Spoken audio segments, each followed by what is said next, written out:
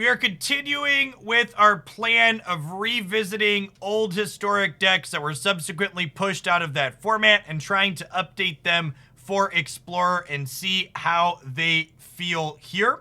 This is the party bus, and the party bus, for those not familiar, is Lumbering Battlement here, who says when this enters the battlefield, exile any number of other non-token creatures you control until the bus leaves the battlefield. So, this deck is an infinite combo deck that has a value creature backup plan.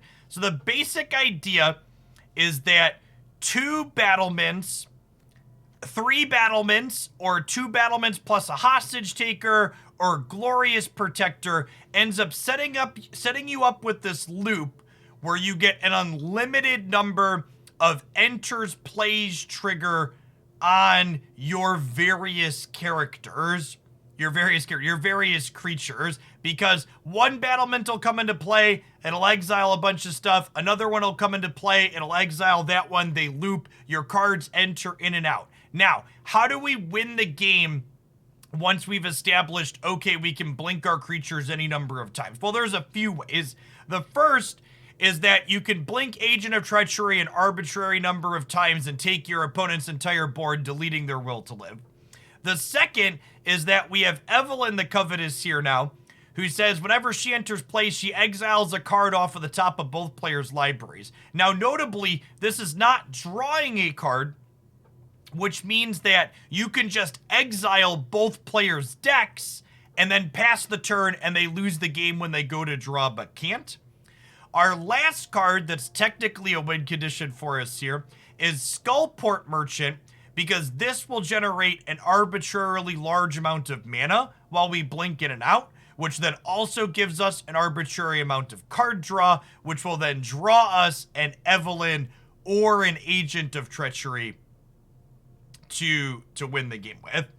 Past that, our deck is just a bunch of mid-range value creatures that get value off of blinking. So even when we're not full comboing, we can still, like, use things like Glorious Protectors and Battlements and stuff like that to just blink things like Larcenists and Spirited Companions and Charming Princes and Skyclave Apparitions, etc. And then tying the room together, we're a Yorion deck.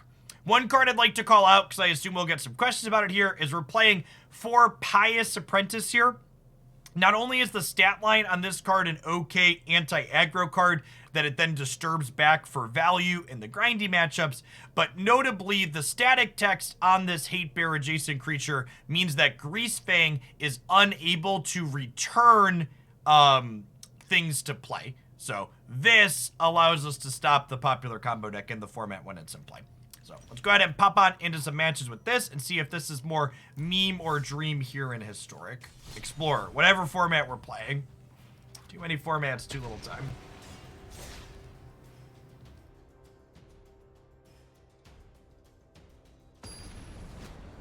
Bell-Haunt. Bell-Haunt can also gain you an arbitrarily large amount of life and empty their hand, correct?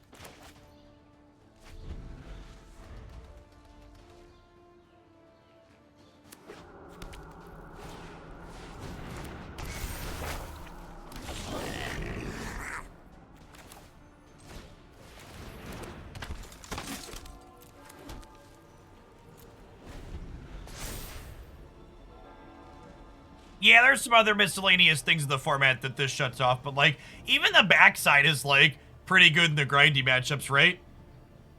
Like, this card's like a 2-for-1 in and of itself, because it basically flashes back. And then, like, if it investigates at all, ever, that's also good. Ooh, I like Oh, you can't see it because it's behind my camera. When I mouse over the graveyard, it puts a hexproof logo up over it here.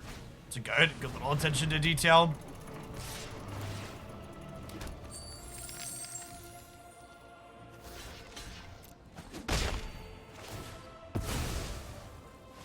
Skyclave Apparition, please. Rip.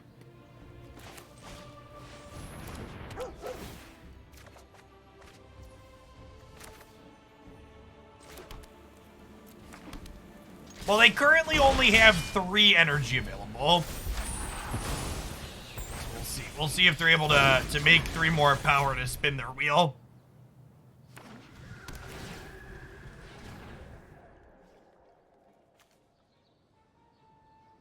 Permanent you control dies, you get an energy. So this is an energy for them?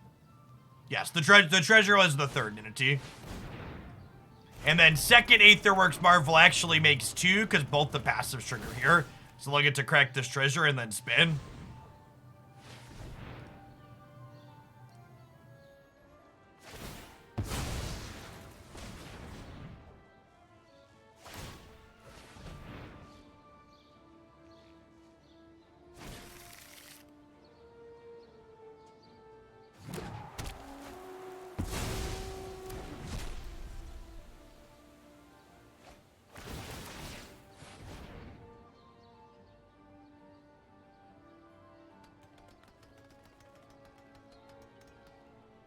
I will say, as someone who likes to think of himself as embracing the digital era of Magic the Gathering, it is incredibly disappointing as we moved into Magic Arena and more digital-focused designs that we've seen more of these pure RNG game cards where there's no skill involved and it's just basically flipping a coin or spinning a roulette wheel to decide who wins the game.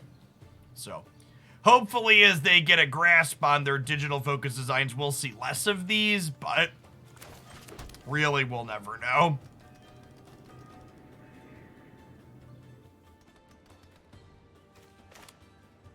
I think we're dead here, right?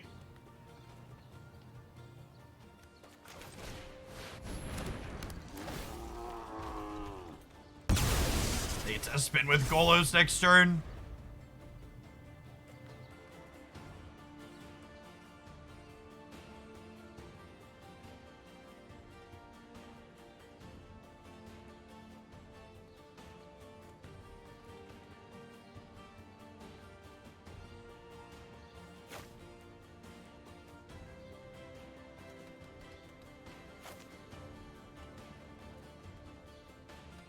I promise you that whatever Magic the Gathering deck you don't enjoy playing against in whatever format you're playing in is not comparable to Cancer.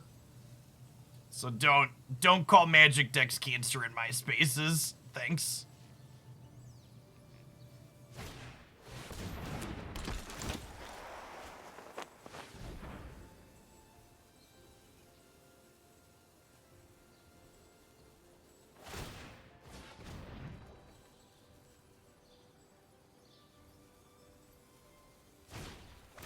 Toxic is a great and accurate descriptive.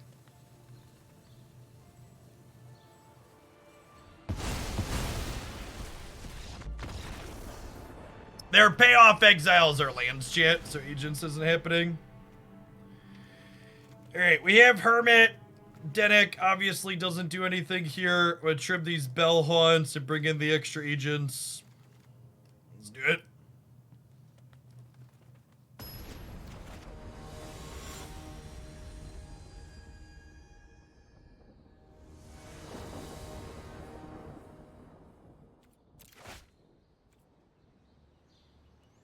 Okay.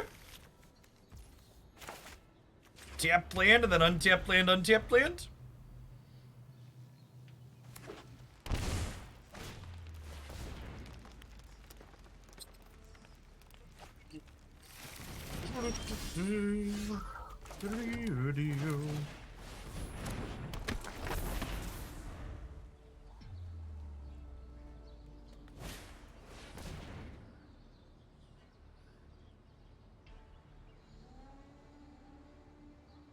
So, Larcenist here solid upgrade over Sin Collector. Gets instant sorcery artifact, so it will get to tag a Marvel next turn, potentially.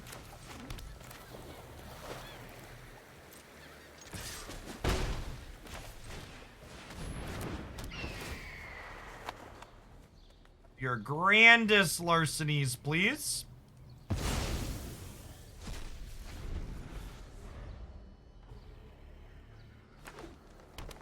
Pump those numbers up, Bethany. It does also fly. Yeah, truth. You are watching Match 1, Game 2, Muiz.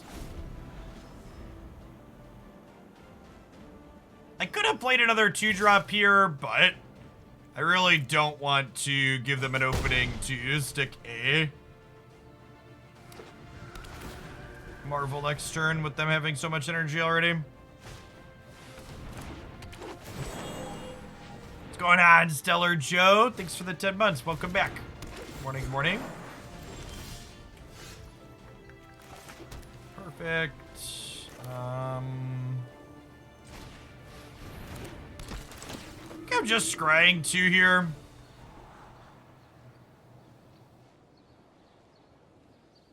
Well.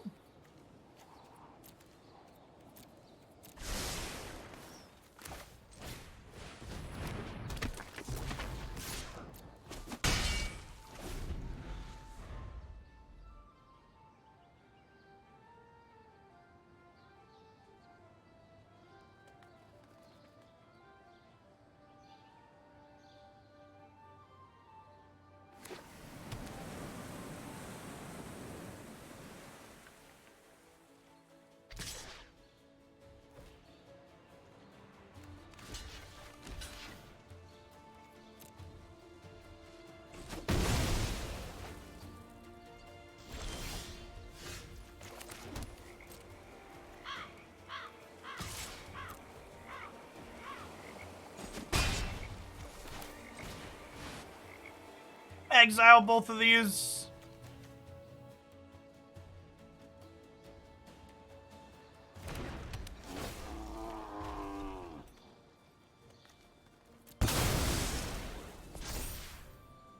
All aboard! Toot toot!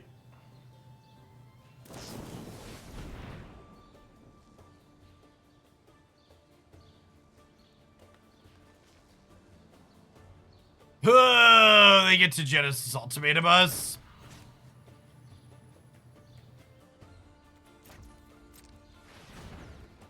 I guess if they draw a land, they actually get to Ugin us.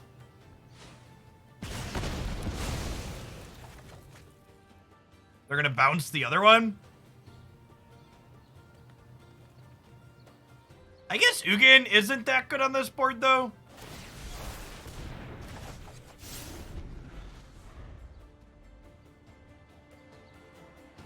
They have land in it. No, they have to use the land to send the other hermit back, like they did.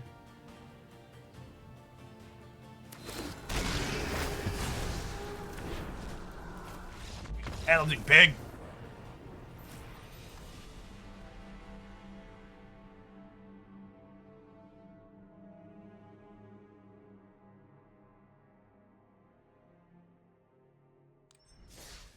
We are certainly the smaller fish in that matchup.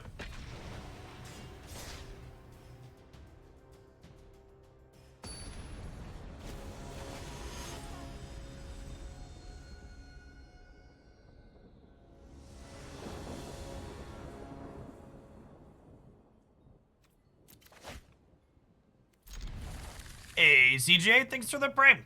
There's a ton of great people you can send that to every month here on Twitch. Thanks for sending it this way this month and keeping me around. Appreciate the support. Doctor, give me the news. I got a bad case of blinking you.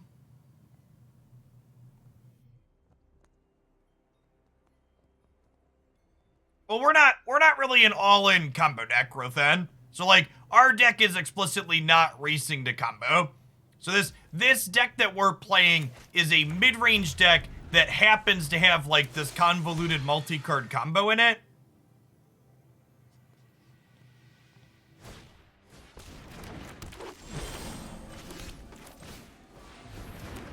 Whereas, like, their deck is super linear.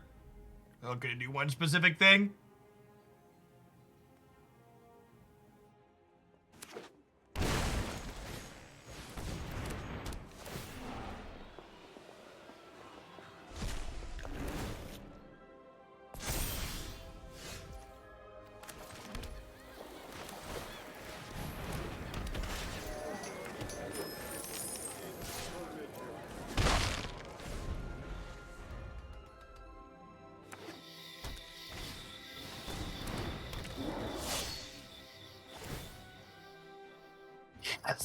Speaking of linear game plans.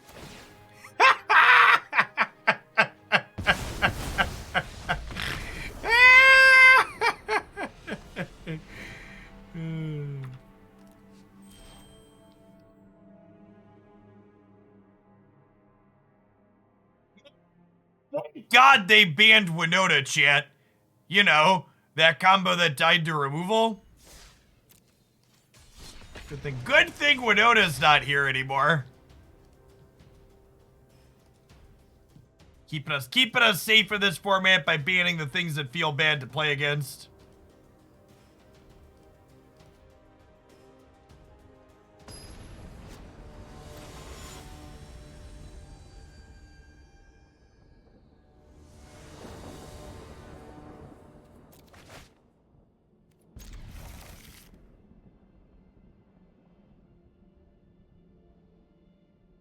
Yeah, Ulamog in the fight ranking list is bad. Obviously, you have games like that where you, like, fully pop off and it's fine, but my opponent probably wins that game putting a Galta into play as well, or a Volky, and, like, those cards are just way more castable.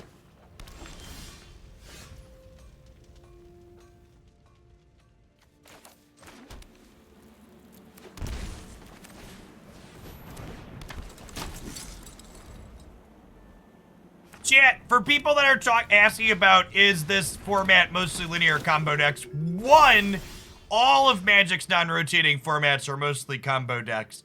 But two, both of the last two archetypes we played against aren't really established good decks in the format, and they get beat up by the better decks.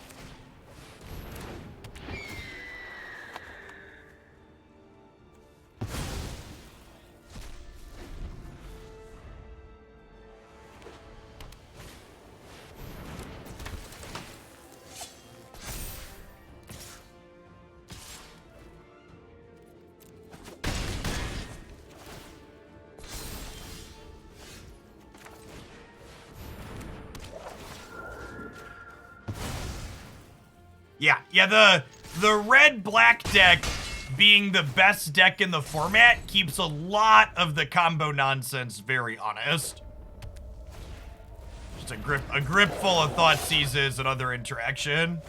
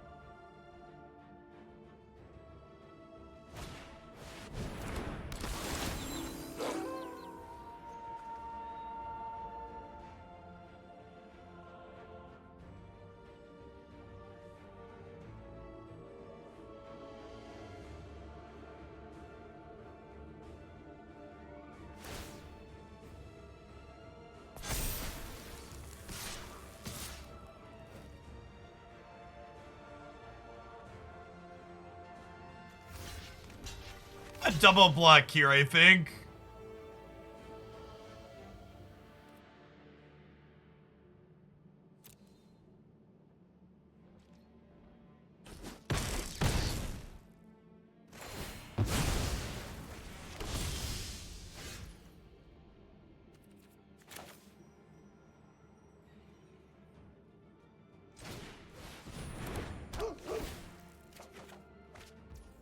What is unique about this format? It is the only non-rotating format, along with Pioneer. Pioneer is the bastion of magic that hasn't been assaulted by direct to non-rotating format card releases.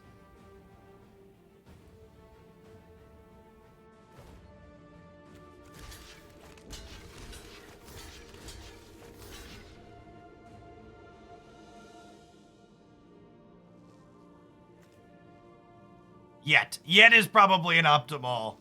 Yet is probably accurate.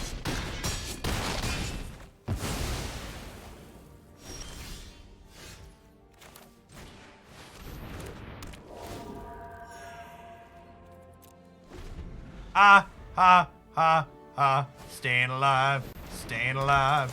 Ha, ha, ha, ha. Staying alive. Do-do-do.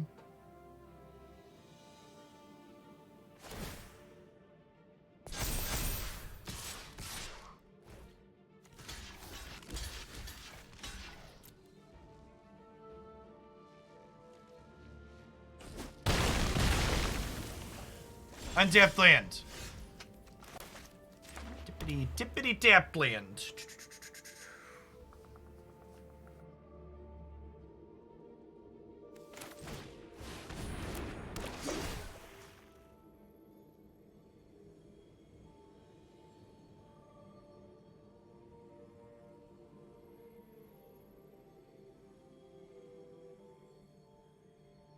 Do I take the commander off the table because it's bigger, or do I eat the token? I think I want to take the commander off the table. Because they don't force me in a position to block with this next turn. We get to cast it.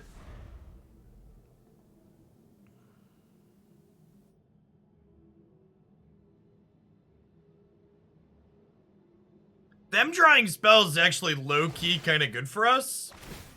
Because it means they're dead and the bugbear's not firing up.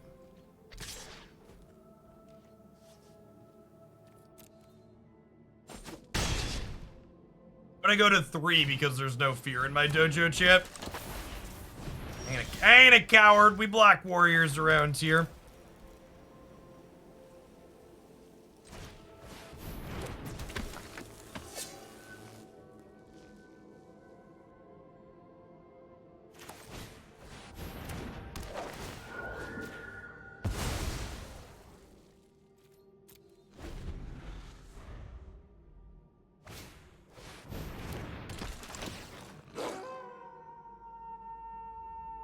Seeker's a good one.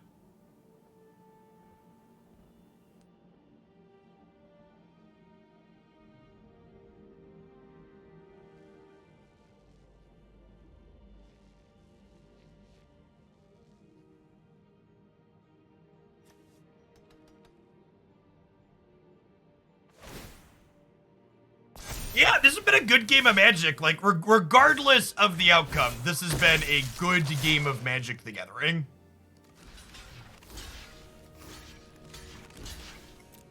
Games of Magic where combat matters are super, super good and fun.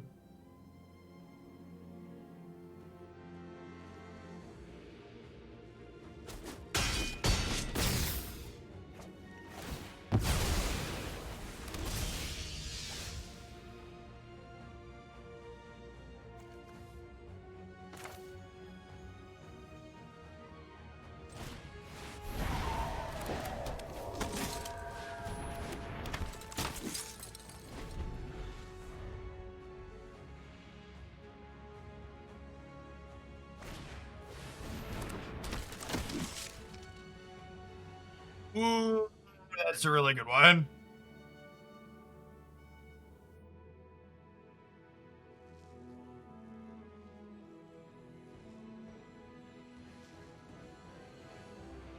My Burrell blocks a 2-1 before I storm off. Does that count as a game involving attacking and blocking? Asking the real questions.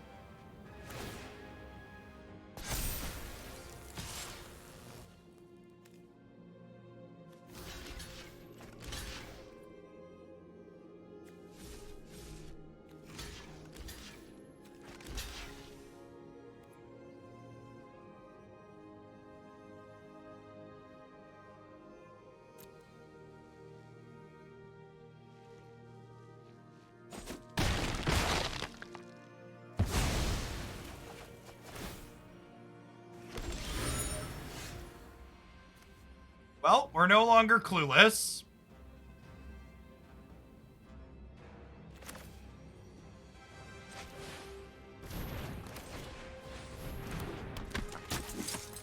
Remember when I said this card had an okay stat line against aggro, chat? Pepperidge Farm remembers. Tapped land is so good for us here. Holy crap. Holy crap, is a tapped land good for us here.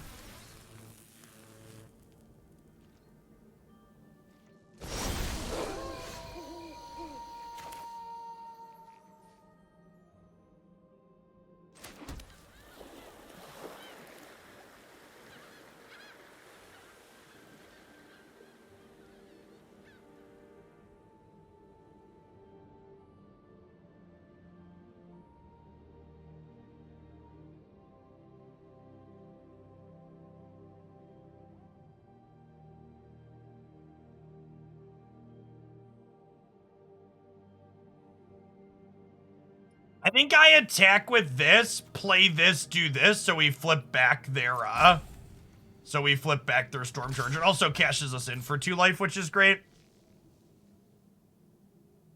I think we've stabilized here.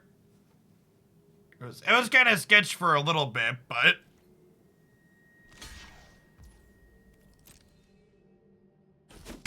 Turn. This is the turn. We stabilize, stabilize, stabilize.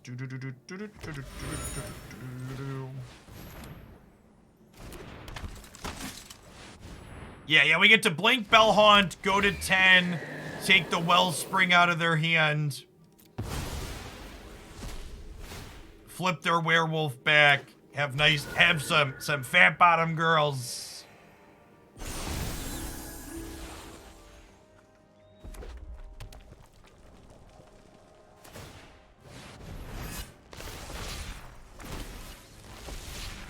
Okay, I mean, that's pretty good.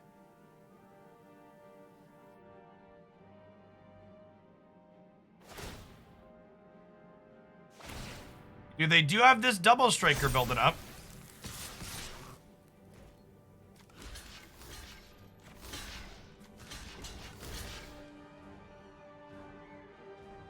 So these all trade, right?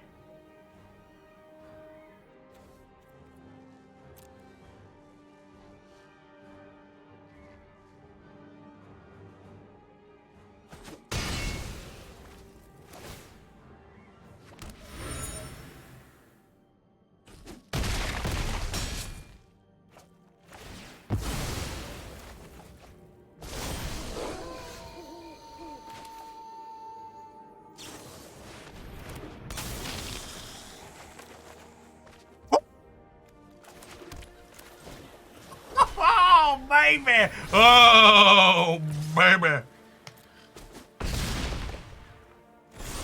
Listen, I know that this gives it to them to flash it back, chat, but worth it.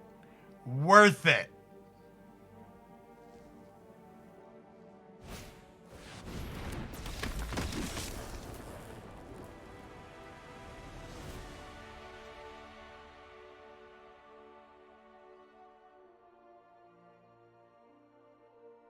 That was a sick game of Magic. Really, really sweet back and forth. All right, I think it's Agent and 2 Larcenist out for Nightclubbers in. MVP of that game is double blocking. Yes, our deck is goated against not Ulamog shit.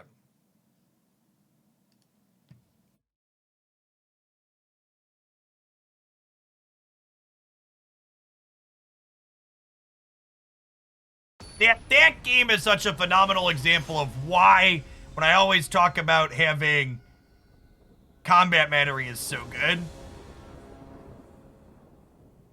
Yeah, definitely, CJ. I think if you want to play Citadel in this format, the Sacrifice Shell is probably better.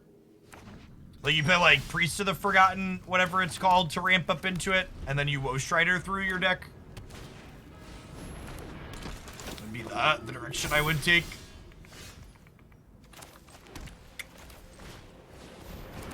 Sick curve here. Pious, Apprentice, Bell-Haunt. We're gonna take a little bit of damage from our mana, but it's fine.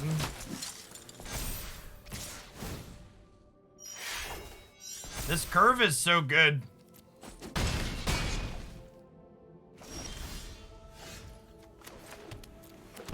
We played a red-white deck yesterday on stream that had these 2 cards in it. This 2-3 is really good. I think I'm chillin'. I could get in for 2 with lifelink, but threatening a double block here sounds appealing.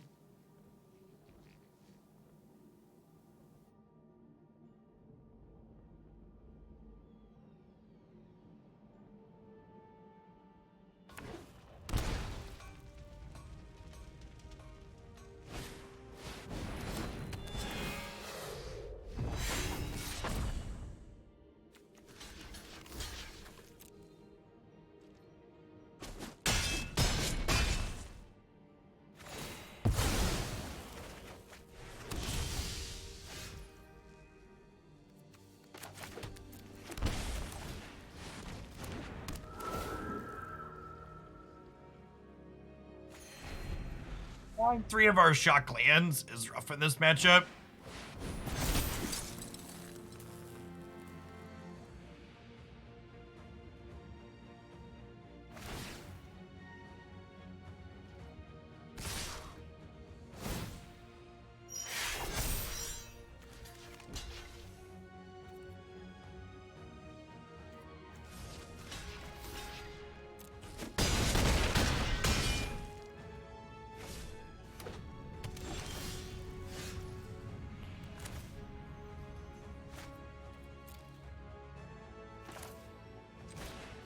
Let's do this.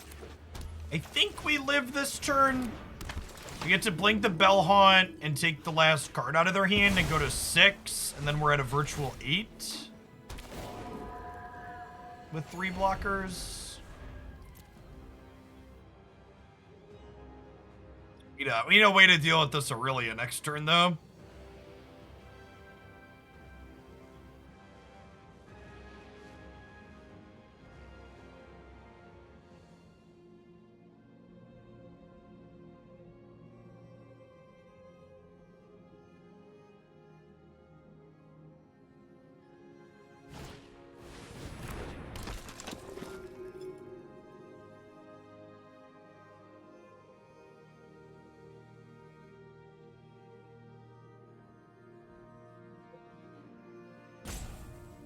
Grex is for 5 of the year here. We need to draw a Hostage Taker or a Skyclave Apparition next turn.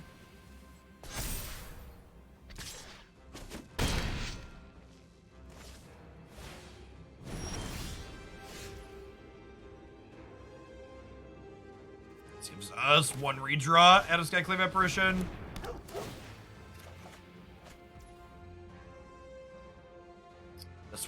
This will give itself trample, so flashing back Dennick doesn't do it here, unfortunately. Play here.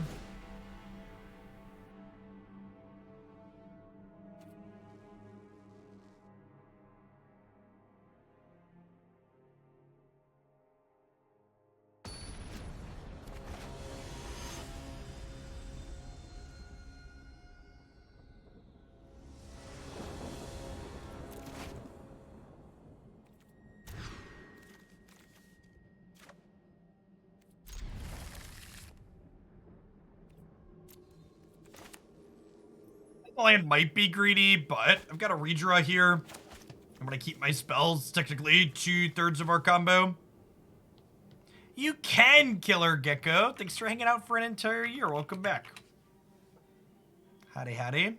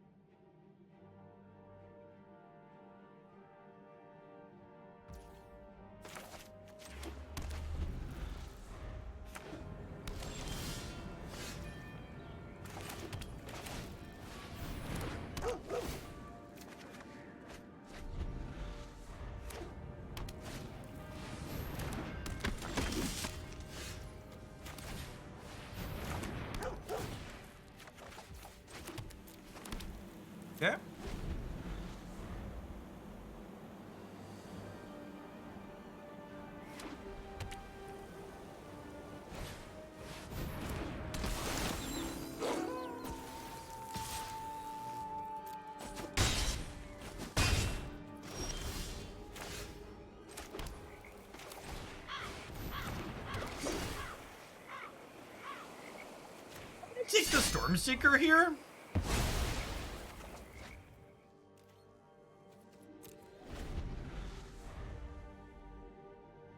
Yes, we technically have our full combo in hand if we can just have some time.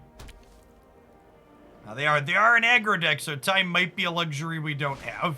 We'll see.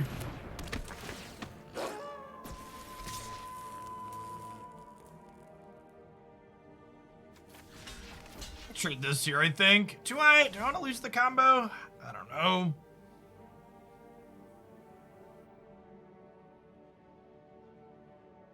So close.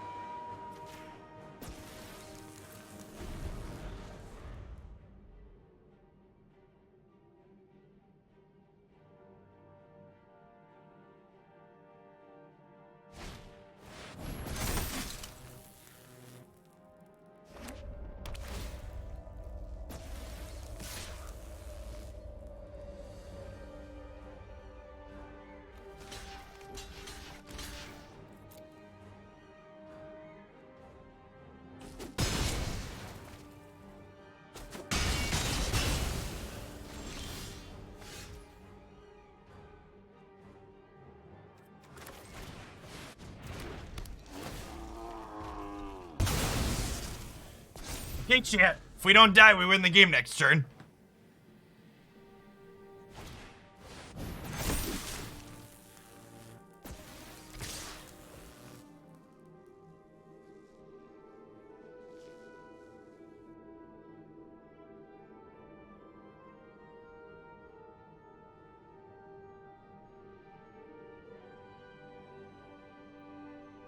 I messed up.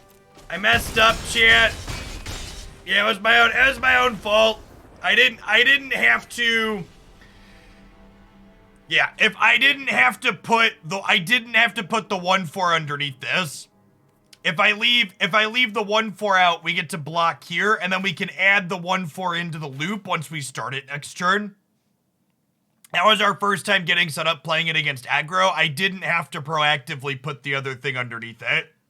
I could have played around that. Live and learn. So our deck won this match, but I did not. So if the Skullport Merchant stays out, next turn we play the Hostage Taker, which exiles the Battlement. And then from there we get infinite enters play triggers, which gives us infinite mana and card draws. Yeah, this was if I played appropriately here, we win the game. And yeah, good games, Rose. The first game especially was really good. A lot of good combat. The third game too. The second game we just kind of died, but the first game I won because we were good at combat math, and the third game we lost because I was bad at combat match. Yeah, and then we get to Infinite Mills with Evelyn, and we deck them out.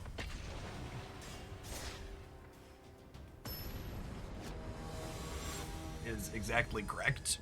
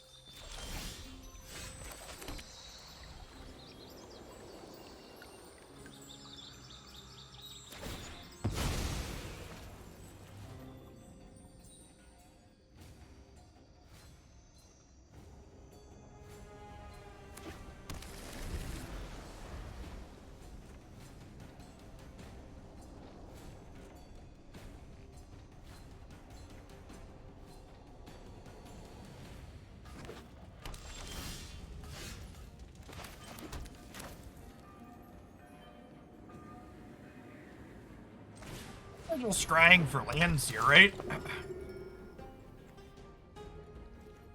Or our last combo piece? Okay, chat. Well, we technically have the combo assembled.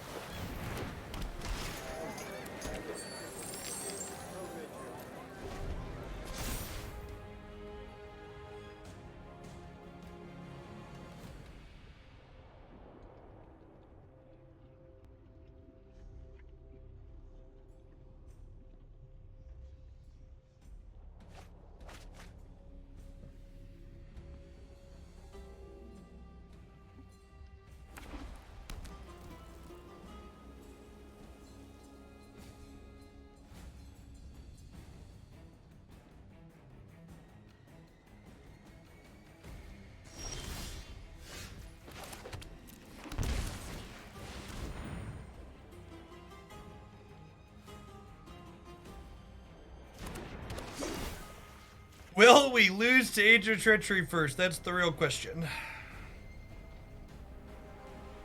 Therein lies the real question.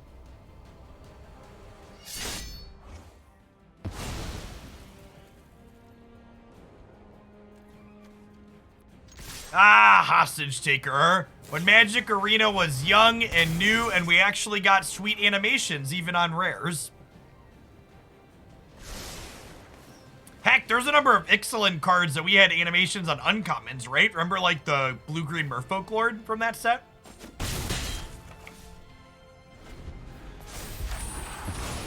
Quality and quantity of, animations definitely went way down. Oh, they're a 4-color deck.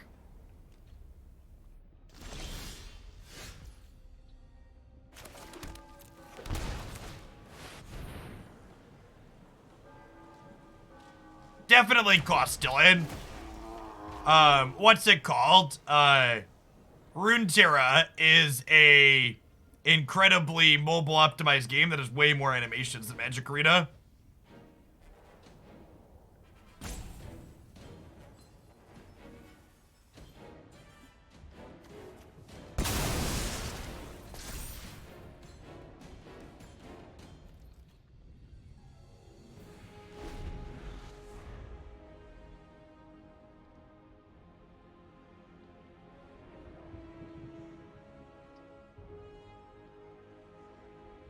Cast Yorion, please.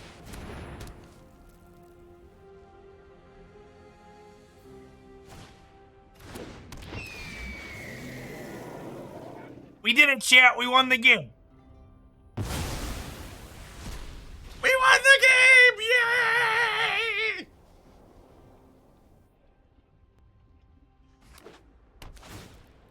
Whee! All right, cue the carnival music. They're dead. I don't know it yet, but they're dead. I'm going to have to execute this loop approximately 800 times. Oh, drawing Evelyn makes it a lot easier. Okay, so here's the loop. Party bus gets on the bus.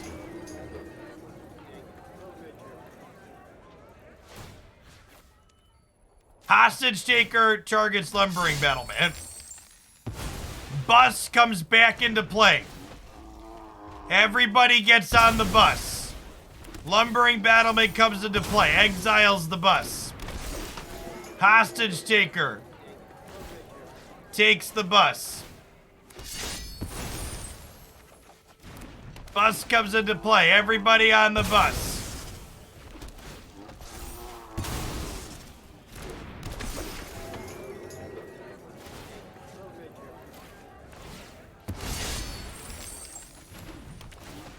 Once we make it to 5 treasures, we'll add Evelyn into the mix.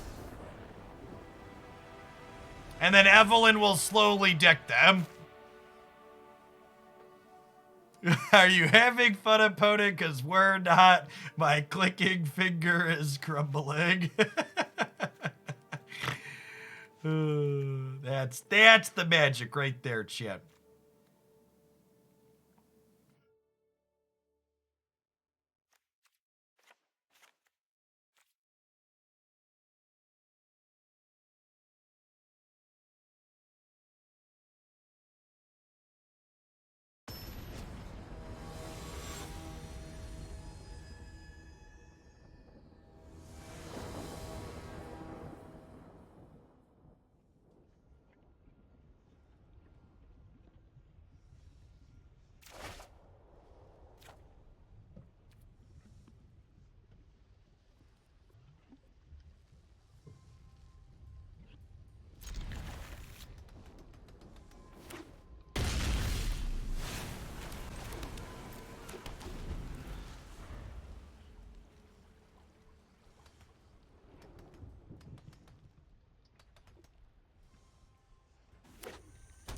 Oh, champ, by the way, for your daily dose of progressive propaganda, my lovely wife, who is fine, wanted to schedule to get in to see our regular doctor, and she called today and found out that it would take her 3 weeks to get in to see our regular doctor.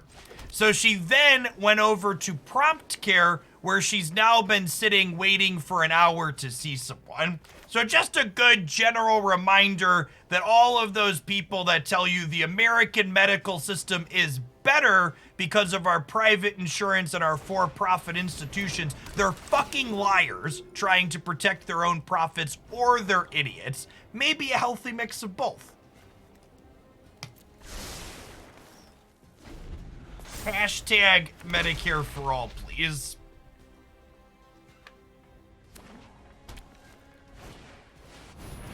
Because that is the #1 piece of propaganda that is pushed around when people talk about socialized medicine and making things accessible, is that it will cause wait times. There's already wait times. Already happens.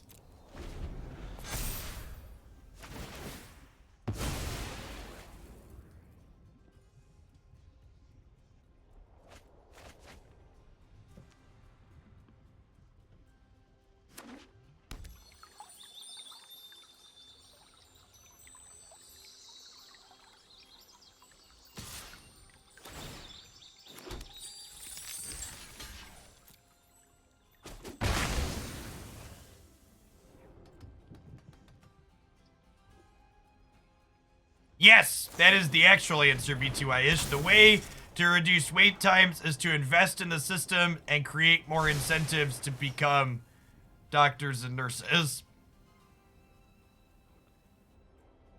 As a not rich, I can only assume the rich don't wait. That's a good way to put it. I assume that that is accurate as well. But I would assume that the wealthy under a socialized medicine system would also still not be waiting, so I don't know that that really changes.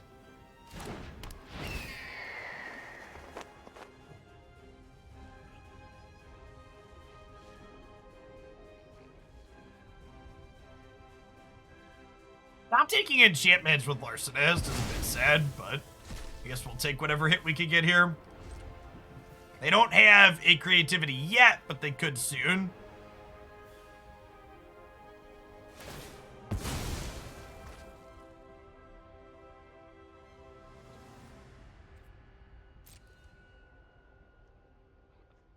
Yeah, exactly, Rufio.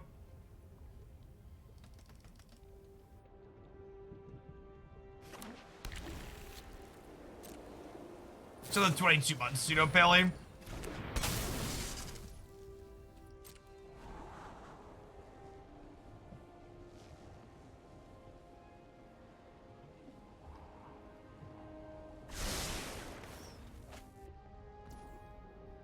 Doing Larcenist over Kitesail because Kitesail's not very good. Decks that you actually want to exile a card in their hand against, they're just going to kill a Kitesail freebooter. Larcenist permanently gets rid of the thing. Very, very different cards.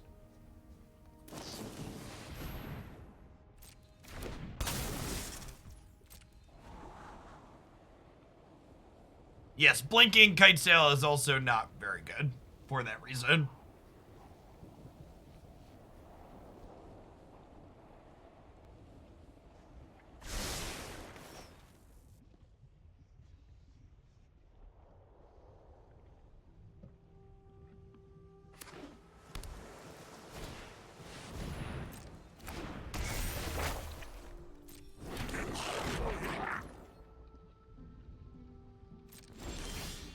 I think Larcenist is just better than Spellbinder if you can cast it, Wargy.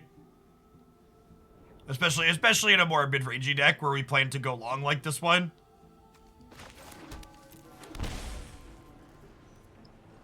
I think I'm just casting Evelyn.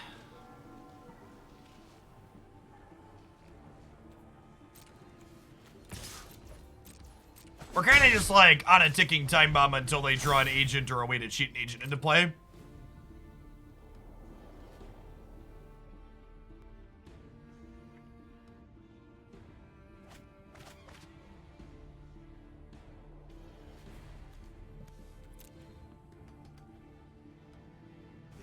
think that's my favorite conservative shtick, and by favorite I mean awful, that their idiot constituents buy into, where the conservative mantra is the government doesn't work and can't accomplish anything, and then when conservatives get elected to government, they do everything in their power to make sure the government doesn't work and can't accomplish anything. Just like the most obnoxious self-fulfilling prophecy. It's like, oh, you elected someone to office that says their office can't do anything right and you shouldn't trust them. And then they didn't do anything right and you couldn't trust them, proving they were correct. Strange. Tell me more. It worked out how for you? Weird.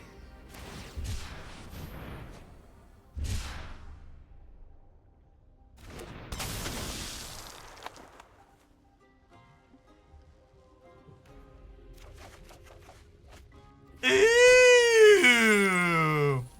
I found a piece of candy.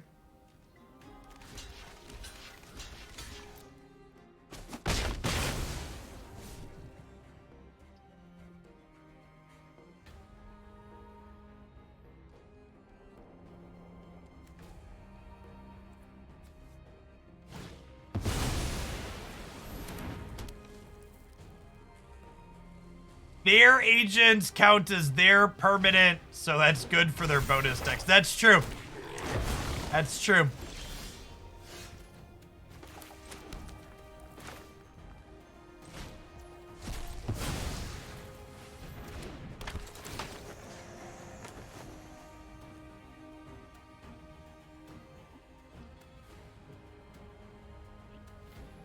What do we think of taking their fires?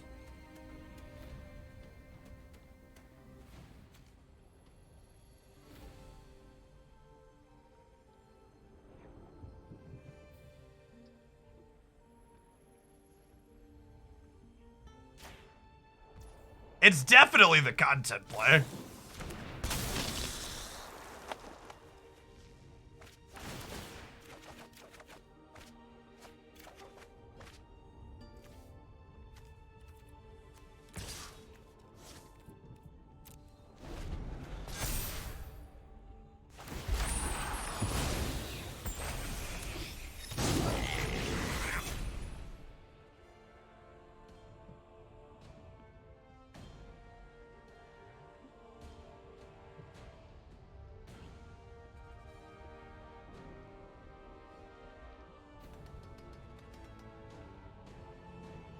What's the counter on agent? That is a, whatever these counters are called, collection counter.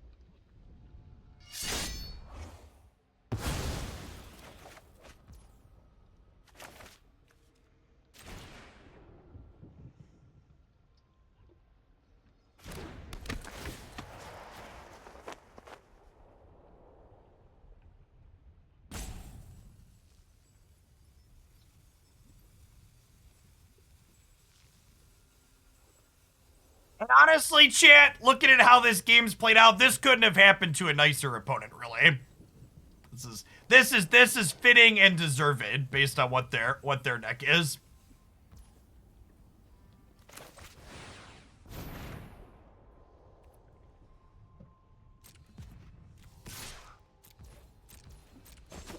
And we get to draw 3 cards here because we control 1, 2, 3 cards that we don't own.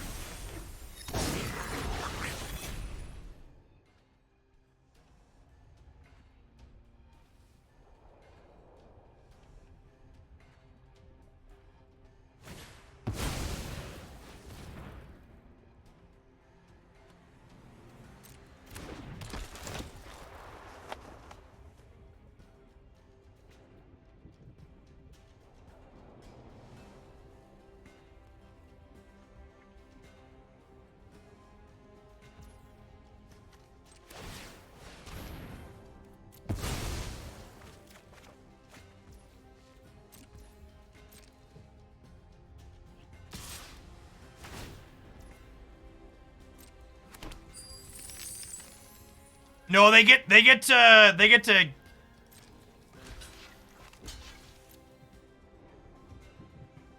Oh, I should have double blocked this, chat. Alright, they passed the damage, so it's fine.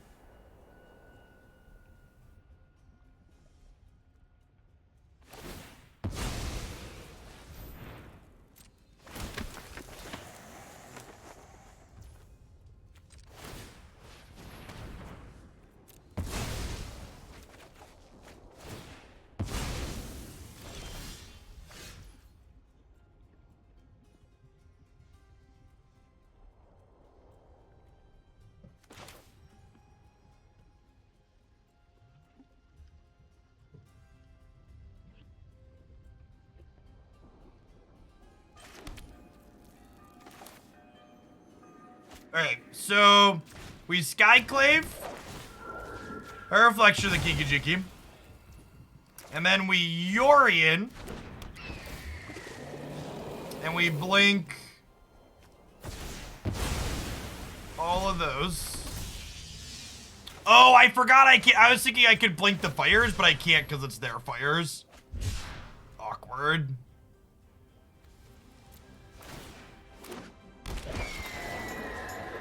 That's fine though. We get to deal with their reflections at least here.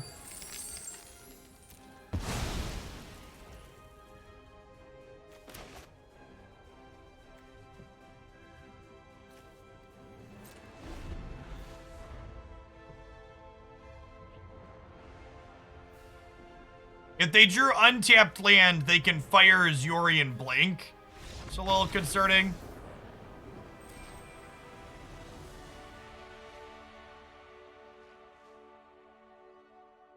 Also, chat, fun fact.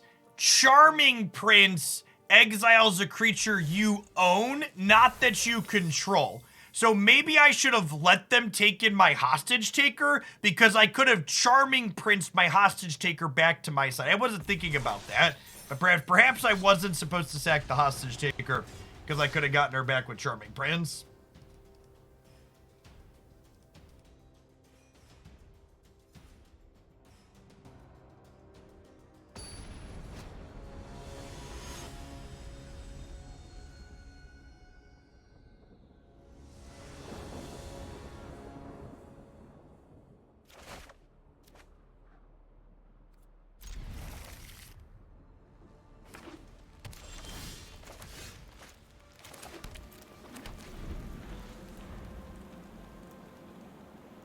Charming Prince was from Eldrin, wasn't it? It is. Yeah, it's an Eldrin card. Alright, probably an Omnath deck.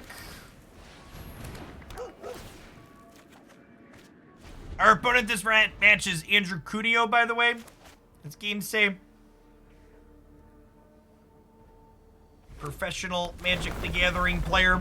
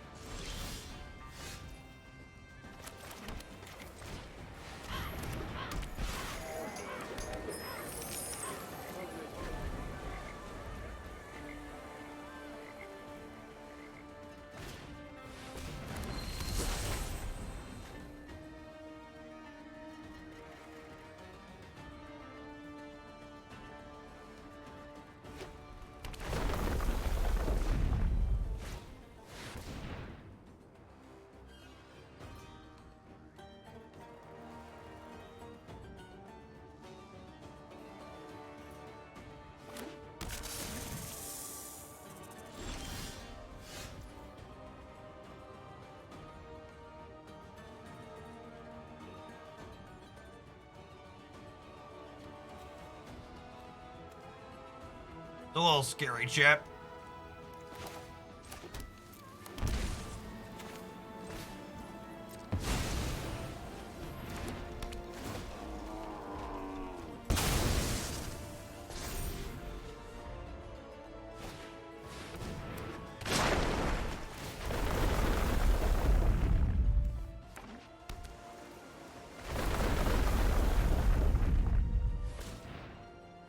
All right, well, let them do their thing, chat. They're gonna pop.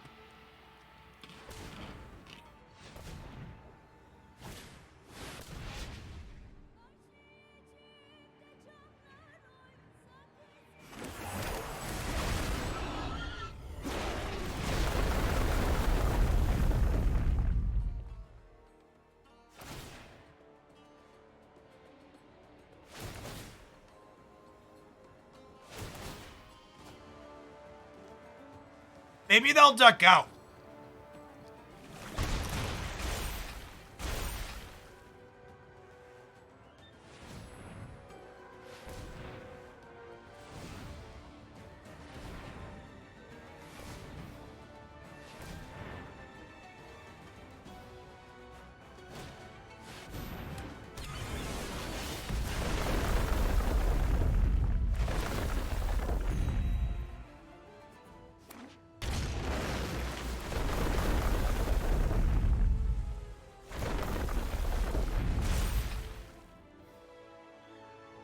None of their cards are optional draws.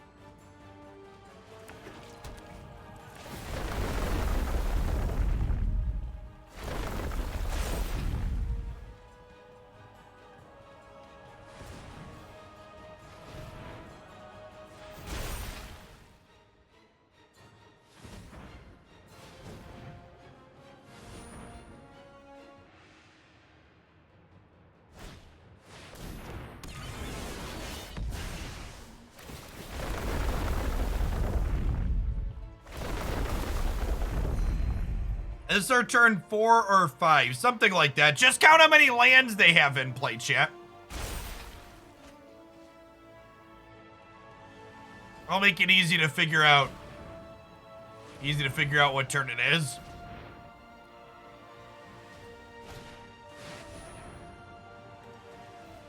They cast 2 explorers.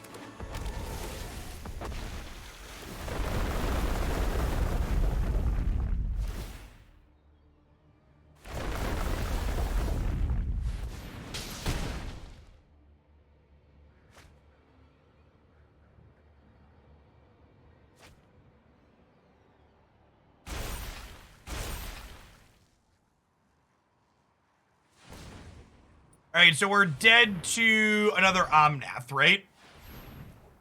Either Omnath kills us.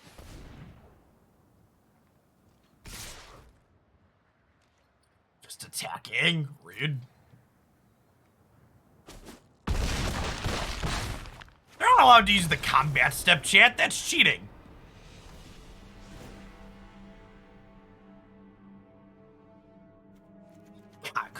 Who wins via a combat step?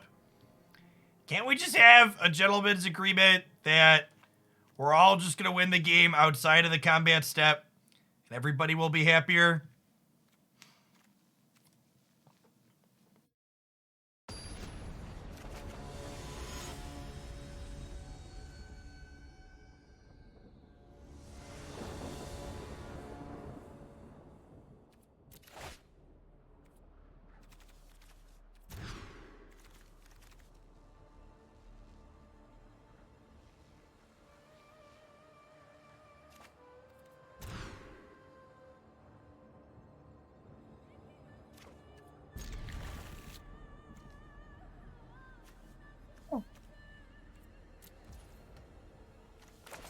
I'm gonna keep my combo pieces.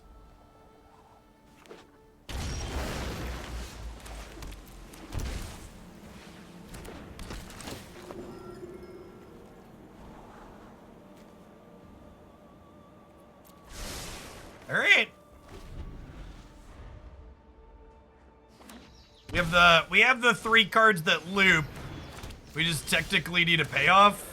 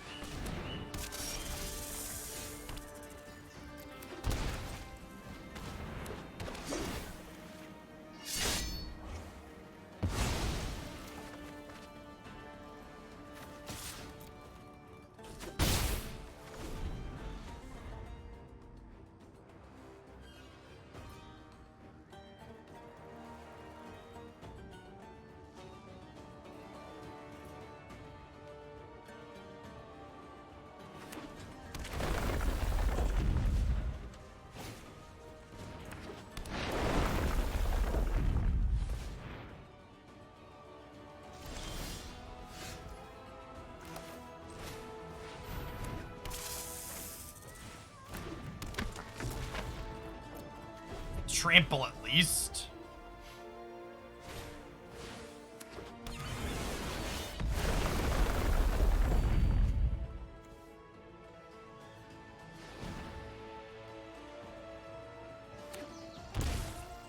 Omnath triggering itself twice is so strange.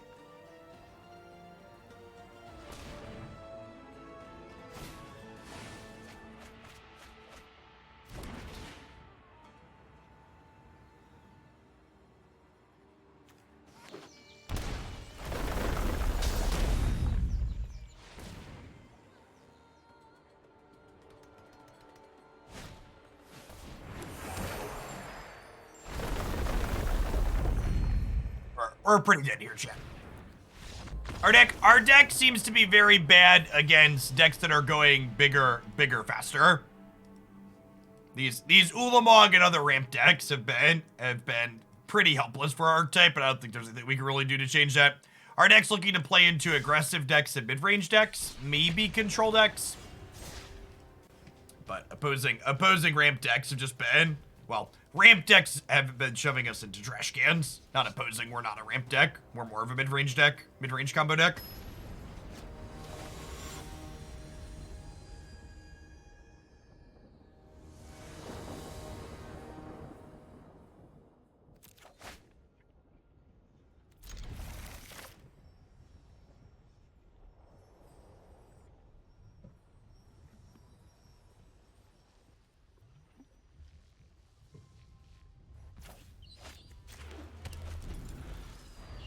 It's actually kind of funny. I think the fact that we're playing this deck in the 90% on the last day of the ladder has actually hurt our matchups a little bit, because I think our deck's probably better into the more established decks in this format, but we've been playing against a bunch of people playing decks that are similarly bad to ours, and our deck has not felt good against other bad decks in the format.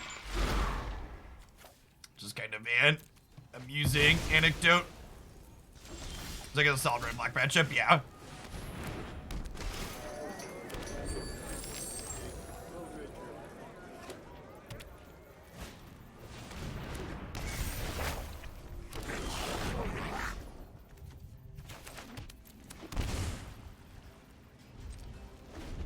A pass. And Evelyn inside of combat.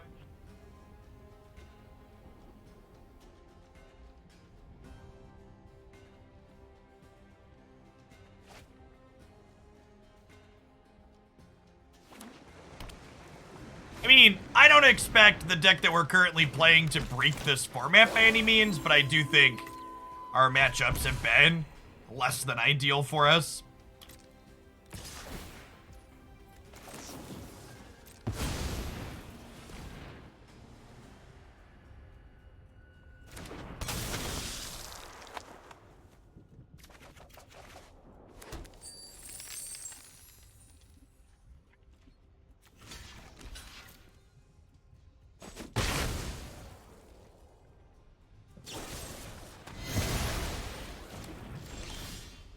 Thanks for that 13-month sunset. Welcome back.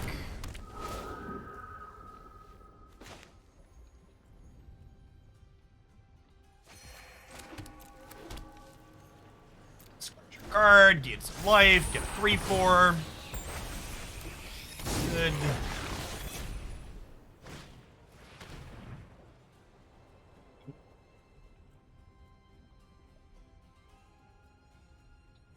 Yeah, Bell-Haunt's got a good stat line in this matchup for sure.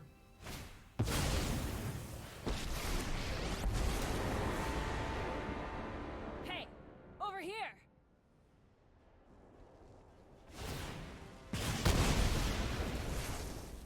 Drop, and roll won't help you, buddy.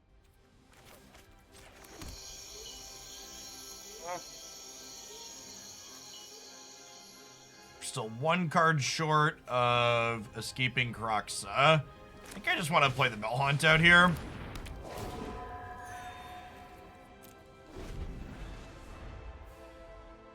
It's the ability to maybe pressure their Chandra next turn, depending on what they do.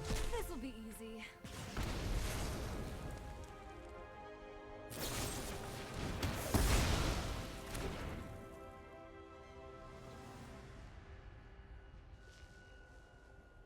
They're going to be able to escape Kroxa next turn now.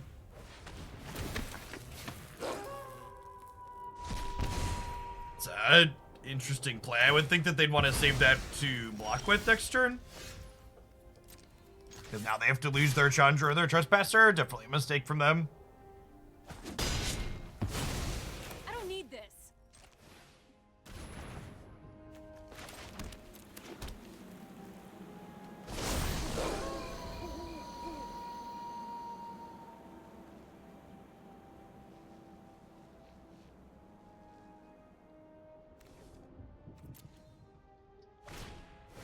Take 9 this turn, which is quite a bit. Definitely can't afford to discard 9/11. Forgot about Reflection attacking too. Can't afford to discard the Yorion though.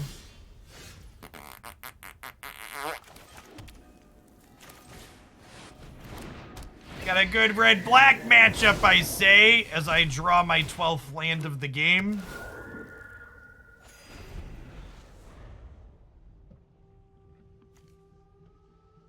No, really, it's good, I swear.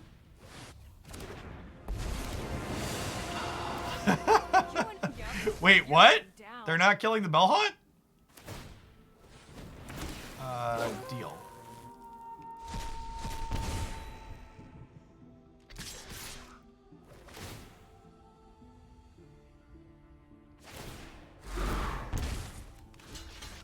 Yeah, they drew 4 lands, all gas, and have literally been able to cast every spell they've drawn this game.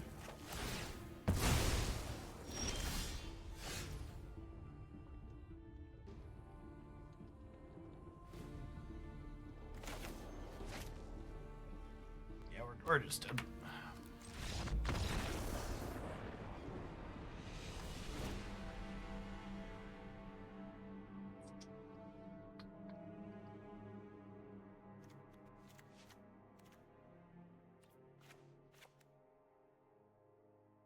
Gonna do that. Trade out a couple of Dennicks for a couple of agents at the top end.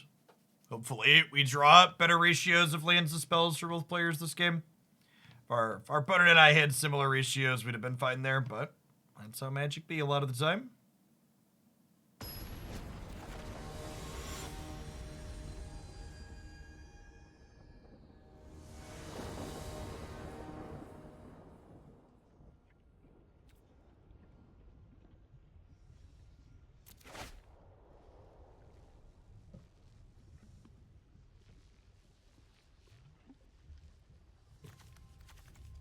Still doing tournaments. I don't know, does Pokemon Unite count?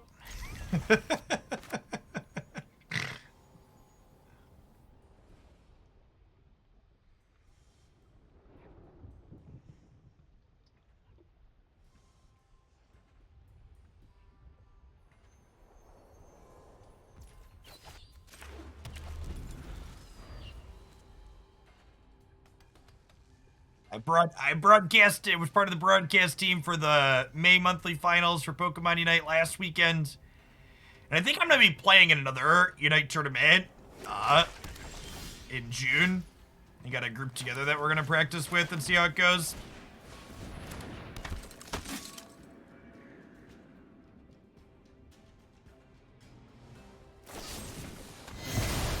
And the Pokemon Regionals, which is a $50,000 cash prize tournament, will be third or fourth weekend of June. Looking forward to that.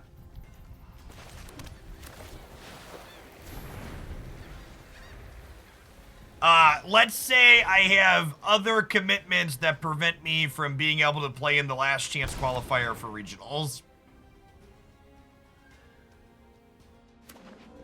And you can take that to mean whatever you want.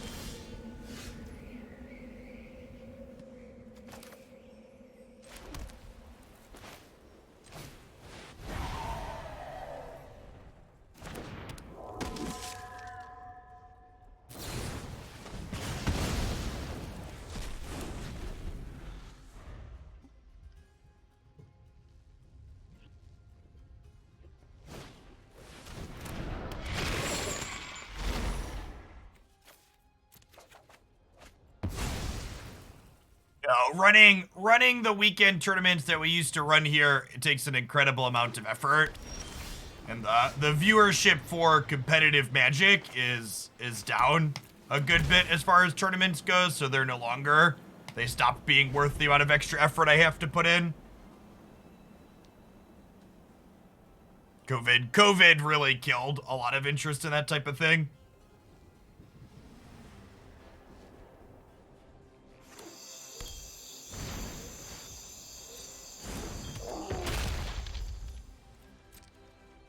A Heartless Act here.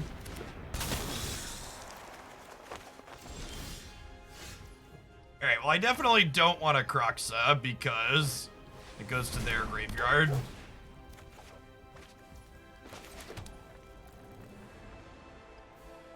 Just gonna Pious Apprentice. This is how I expect this matchup to go on average. You like play a bunch of value cards and then like slowly grind our opponent out.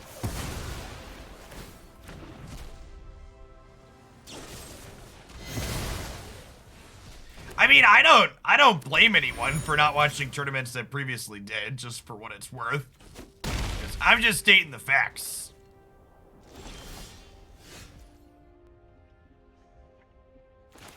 I'm not here to speculate on why they are what they are or whatever. And honestly, with the opportunities I've had to be a part of the Pokemon Unite Championship Series broadcast, there's a real chance that even if the Magic tournaments were still popular, I'd rather be doing the Unite broadcasts. Because the Unite broadcasts allow me to build a relationship with the Pokemon company, which can expand into other opportunities. Because even when the metrics were better for the Hooglandia Opens, they didn't really make that much money. They're mostly break-even prospects for me.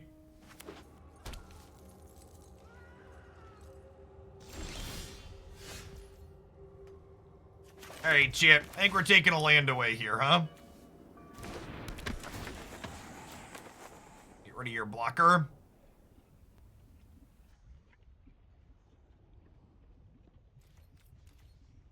I'm gonna attack with just Skyclave, because if they kill this, I don't want them to get, like a free blocker to block these.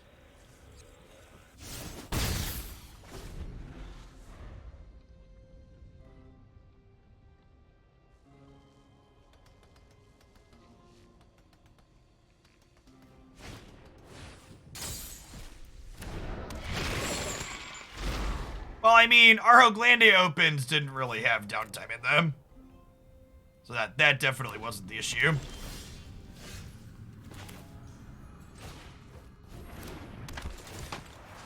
Are you having fun, opponent? Is it good for you? It's good for me. Is it for me?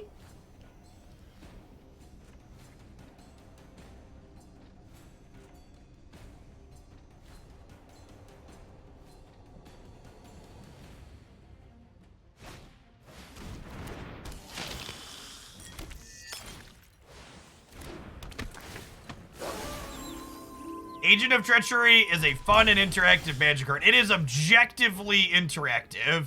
Fun is up to you. I won't tell you what you're allowed to find fun or not.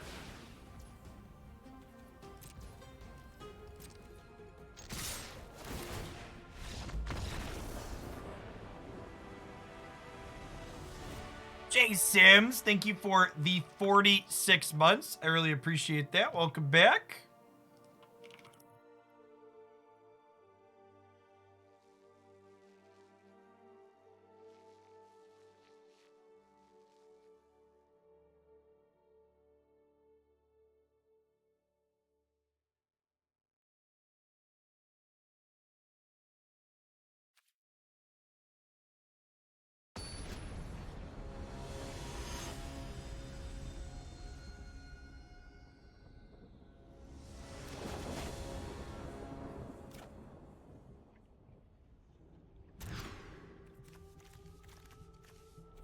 Mulligan too low against their deck full of discard spells, so this hand's obviously not very good, but heyo, heyo!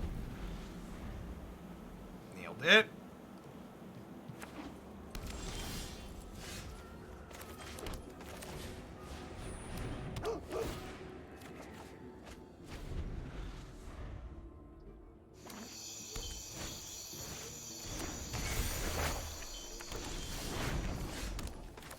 Just go ahead and get rid of the Fable here. Just deny them the ability to smooth their draw. Yeah, the Hallowed Fountain really unlocked our hand for sure. That's exactly what the doctor ordered. They take my Bell-Haunt since it's the only not 5? Probably, right?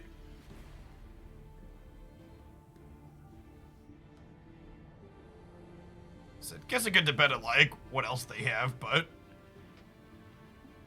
disrupting my curve definitely has a lot of appeal.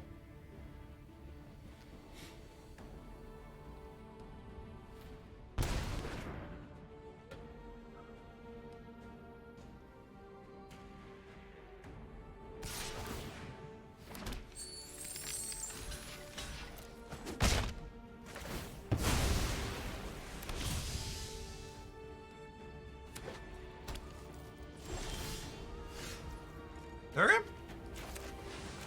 Draw a Sky Noodle, play a tapped land, be set up to play a 5-drop. Love it.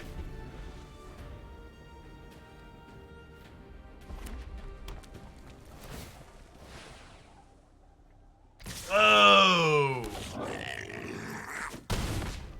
Yeah, I'm supposed to trade these here. That being their best play for the turn is super good for us.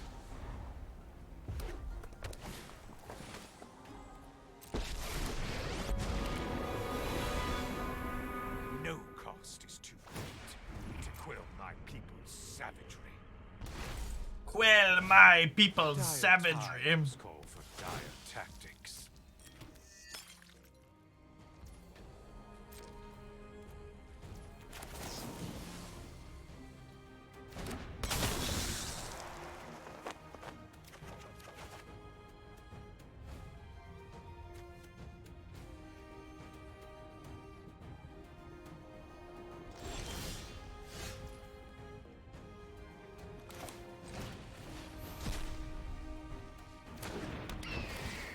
That's pretty much doing. We're doing okay.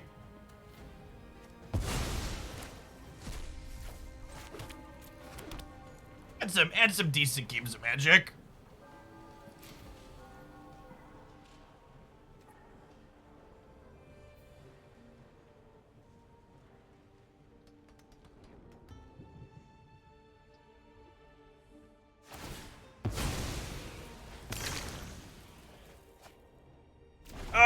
We technically did the loop our opponent just conceded, Lakar, which is pretty typical of what happens with decks like this.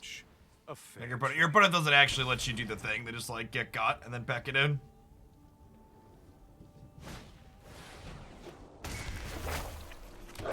And if they're just passing again here, that's so good for us.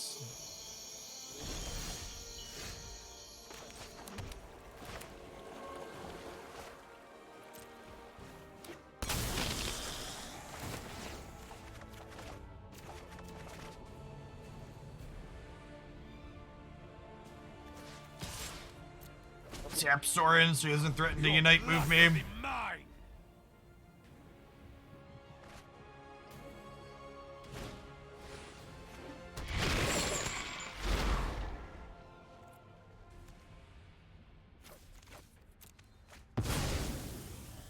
I think I need to keep my life total high here.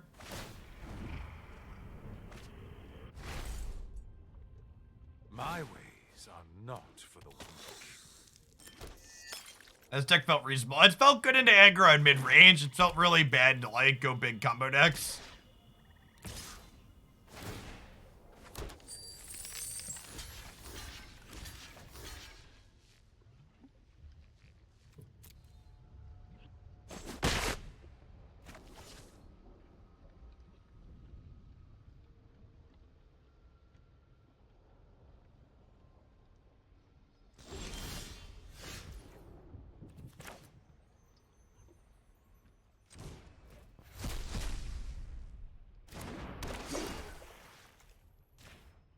Is there a sorcery speed? So we get this.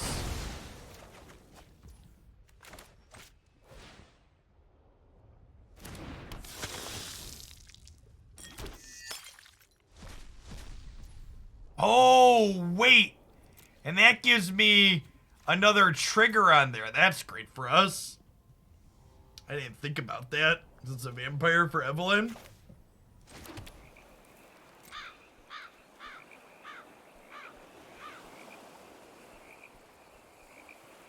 I'm chilling for a turn.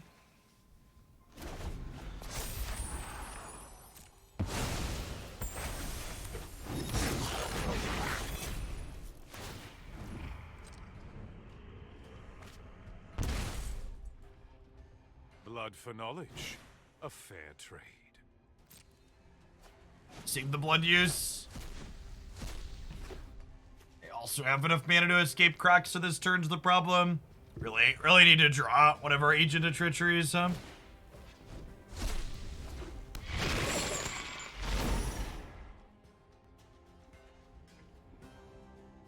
I assume they harvester our harvester here. So we can't harvester their reflection.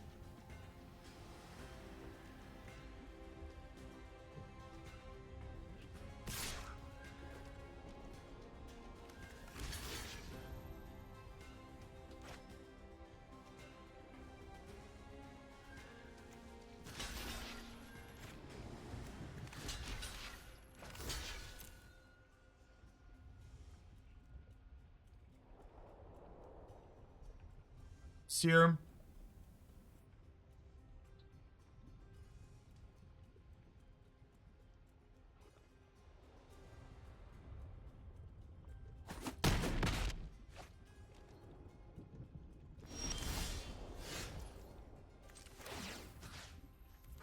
Let's do the first.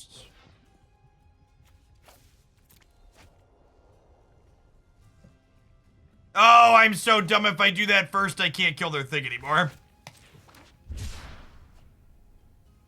My brain is bad.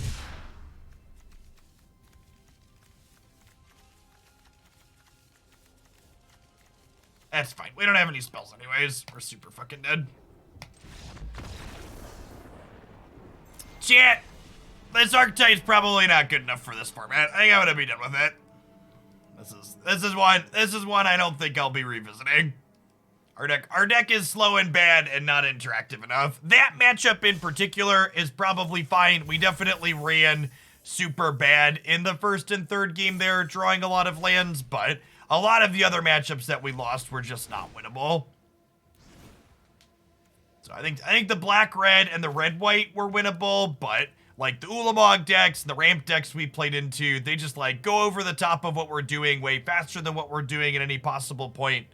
If this kind of value mid-rangey deck that plays to the board can't be meaningful interaction, which I don't think it is in this format often enough, this archetype is probably just not playable. Evelyn was sweet again though. This is definitely a card we're gonna play some more games within this format. Probably loop back around to vampires at some point. Or maybe Sultai. Sultai Flash is on my list of things I want to try, but this card is consistently excellent every time we play with it, so definitely want to explore more of her in Explorer.